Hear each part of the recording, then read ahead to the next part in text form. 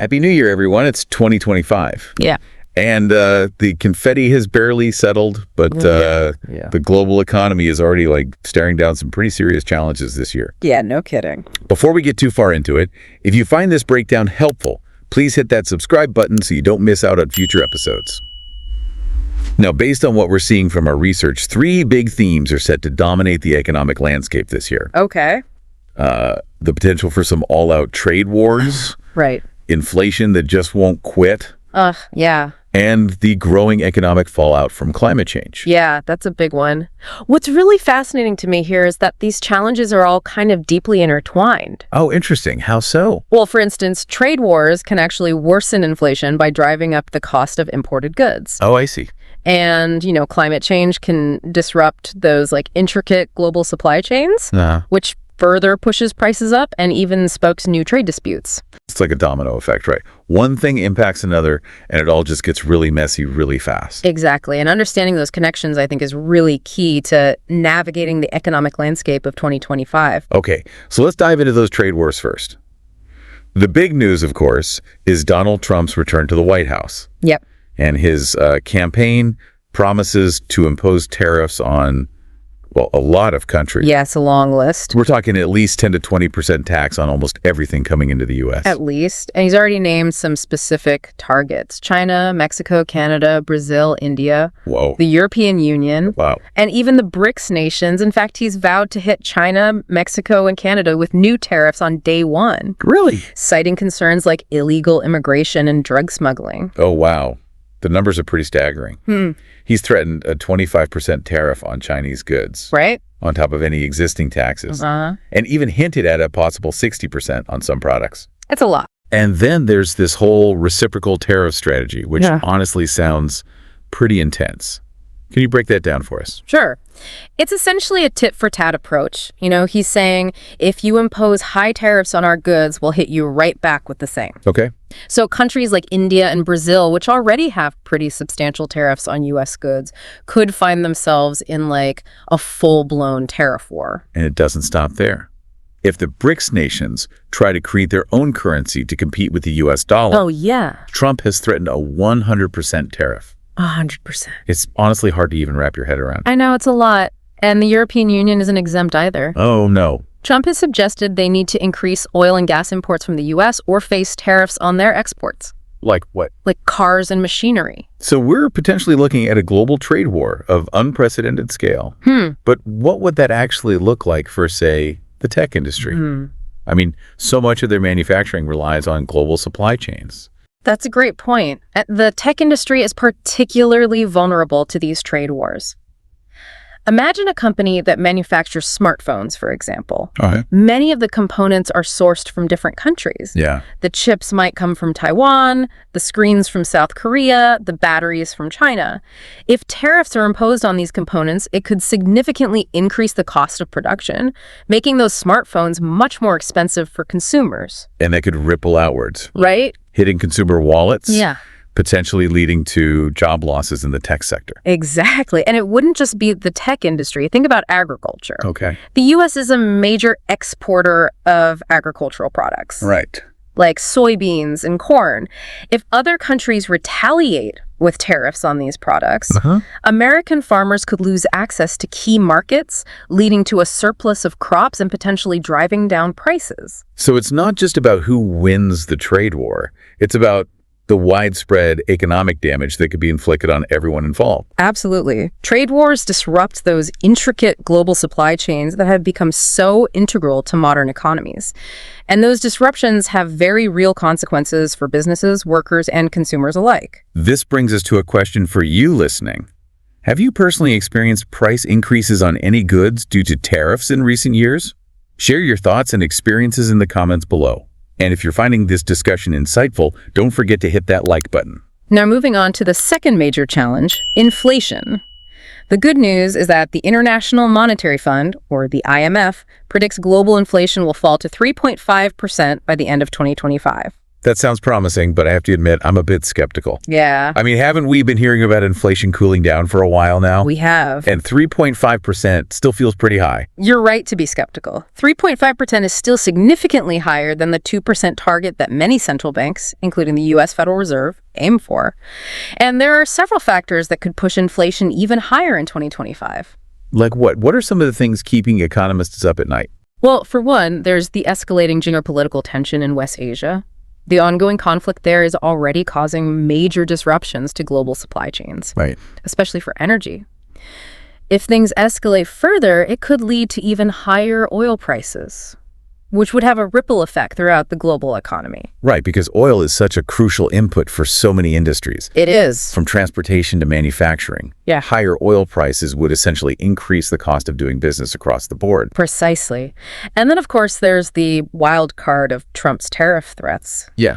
If those tariffs go into effect, we could see a surge in prices for a wide range of goods as companies pass on those increased costs to consumers. It's like we're stuck between a rock and a hard place. Yeah. Trying to control inflation by raising interest rates, but also facing these potential price shocks from trade wars and geopolitical instability. And we can't forget about the possibility of, black swan events. Oh, right. These are those unforeseen and unpredictable occurrences that can throw the entire global system into chaos. Think of a large-scale cyber attack that cripples critical infrastructure, a global pandemic like the one we saw a few years ago, Oh, yeah. or a major climate disaster that disrupts global trade. Those black swan events sound terrifying. They can be. And I'm guessing they'd also have a huge impact on prices and supply chains. Absolutely. A black swan event can send shockwaves through the global economy, leading to shortages, panic buying, and skyrocketing prices. It's a stark reminder of how interconnected and fragile our economic systems can be. So even if overall inflation falls, the cost of living is likely to remain a major concern for a lot of people.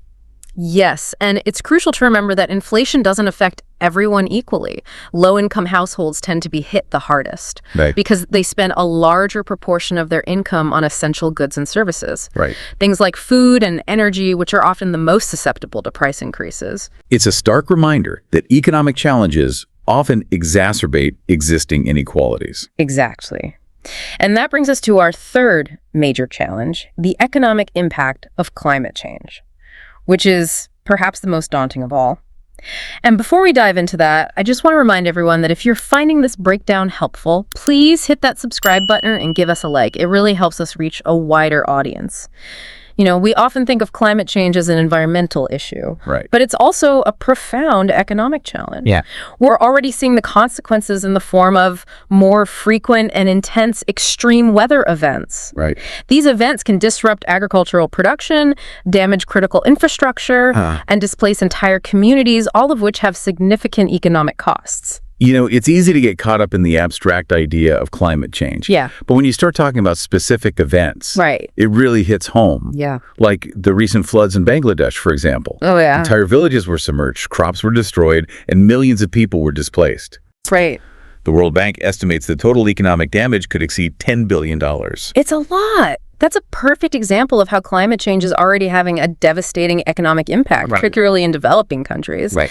And it's only going to get worse. Oh, no. 2024 was the hottest year on record globally. Yeah. And we're already seeing the fallout. Remember the heat waves that scorched Europe and North America? Oh, yeah. The droughts that crippled agricultural production in Africa and Asia? Mm-hmm. The wildfires that ravage Australia and California? Those images are hard to forget. Yeah. And the economic toll was staggering, wasn't it? I remember reading that the 10 most costly climate disasters of 2024 caused over $229 billion in damages globally. It was a lot of damage. Oh, wow. And tragically, those same 10 disasters claimed the lives of over 20,000 people. Gosh.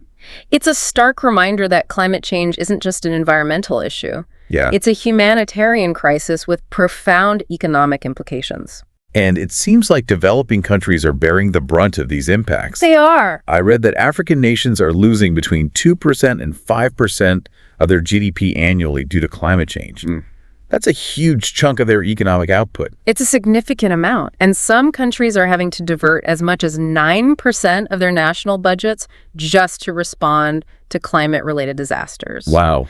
Imagine that 9% of a country's budget going towards cleaning up after floods, droughts, and other extreme weather events. That's a lot. That's money that could be spent on education, healthcare, infrastructure, or other crucial investments. It's a vicious cycle, isn't it? Climate change leads to these economic shocks, which then drain resources and make it even harder for those countries to invest in climate adaptation and mitigation measures. Exactly. And the countries hit hardest are often those least equipped to deal with the consequences. Right. Countries like Chad, Somalia, the Central African Republic, Congo, Ethiopia, and Nigeria. Yeah. These nations are already facing immense challenges. Oh, yeah. Poverty, conflict, political instability, and climate change is adding yet another layer of complexity and hardship. It's almost overwhelming to think about the scale of the problem. It is a big problem. But I think it's important to focus on solutions, too. Absolutely. What can governments, businesses, and individuals do to mitigate the economic risks of climate change and build a more resilient future? That's the million-dollar question, isn't it? It is. And there's no single easy answer. Yeah. It requires a multifaceted approach, a collective effort from all sectors of society. Right. Governments need to implement policies that promote sustainable development, invest in renewable energy, and support climate adaptation and mitigation measures. Okay. Businesses need to adopt sustainable practices, reduce their carbon footprints, and invest in climate-resilient infrastructure. Okay.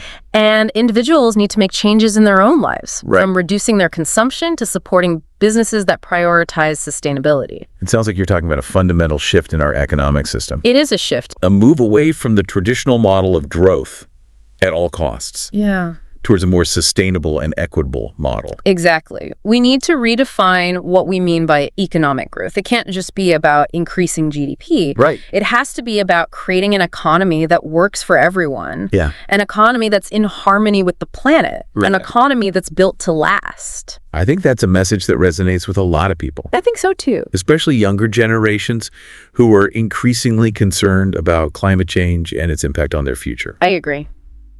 Speaking of which, before we wrap up this discussion, Yeah.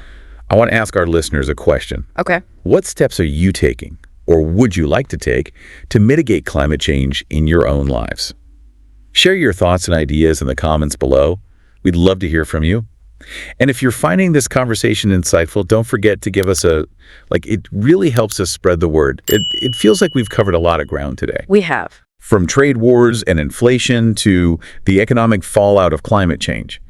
It's a lot to process, but I think it's important to remember that we're not powerless in the face of these challenges. I agree. There are things we can do both individually and collectively to build a more resilient and sustainable future. I completely agree. It's easy to feel overwhelmed by the scale and complexity of these issues. Right. But it's crucial to remember that we have agency, we have the power to shape the future, and that power lies not just with governments and big corporations, but with each and every one of us. So let's talk about that. What are some concrete actions our listeners can take to make a difference? I mean, where do we even begin? Well, one of the most powerful things you can do is be a conscious consumer. Okay. Support businesses that are committed to sustainability, fair labor practices, and ethical sourcing. Right.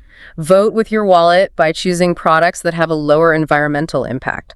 Look for certifications like Fair Trade, Organic, or B Corp, which indicate a commitment to social and environmental responsibility. It's amazing how much power we have as consumers. Every purchase is a vote for the kind of world we want to live in. And it's not just about what we buy, it's about how much we consume. Yes. We live in a culture of excess, and that excess has a huge environmental and economic cost. Absolutely. Reducing our consumption is crucial. Yeah. Ask yourself, do I really need this? Can I repair something instead of replacing it? Can I borrow or share instead of buying new? These small changes in our consumption habits can have a big cumulative impact. And speaking of impact, I think it's important to remember that our money talks. Yes, it does. Where we invest our savings, even small amounts, can make a difference.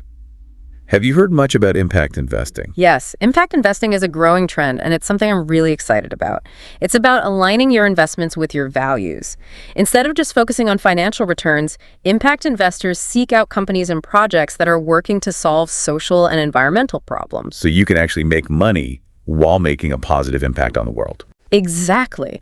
There are investment funds and platforms that focus specifically on renewable energy, sustainable agriculture, affordable housing, or other areas that align with your values.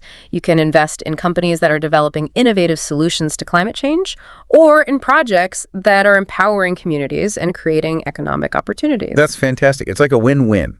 You're growing your savings while also contributing to a better future. Precisely. And don't underestimate the power of your voice. Let companies know that you care about these issues. Demand transparency in their supply chains. Advocate for policies that promote sustainability and social responsibility. Right. We can vote with our dollars, but we can also vote at the ballot box. Yes. We need to elect leaders who prioritize these issues, who understand the interconnectedness of our economic, social, and environmental systems, and who are committed to building a more sustainable and equitable future. Absolutely. And don't be afraid to speak up in your own communities. Talk to your friends and family about these issues. Share what you're learning. Organize or join local groups that are working to make a difference. It's about recognizing that we're all in this together, that we have a shared responsibility to create a better world. And remember, change doesn't happen overnight. Right. It's a process. It requires patience, persistence, and a willingness to keep learning and adapting. We've talked about conscious consumption, impact investing, and using our voices to advocate for change. We have.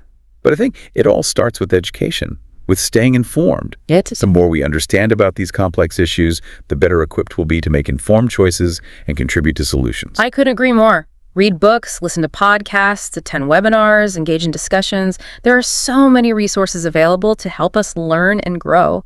The more we understand the interconnectedness of these challenges, the better we'll be able to navigate them and create a future that works for everyone. It's been a fascinating and thought-provoking discussion. Trade wars, persistent inflation, the economic impact of climate change. These are daunting challenges. But as we've explored today, there's also reason for hope. We have the power to shape the future, not through grand gestures, but through the daily choices we make, the conversations we have, and the actions we take. It all starts with recognizing our interconnectedness, embracing a long-term perspective, and working together to build a more just, equitable, and sustainable world. Thanks for joining us on this journey. If you found this breakdown helpful, please give us a like and subscribe to stay informed and inspired as we continue to explore these critical issues. Until next time.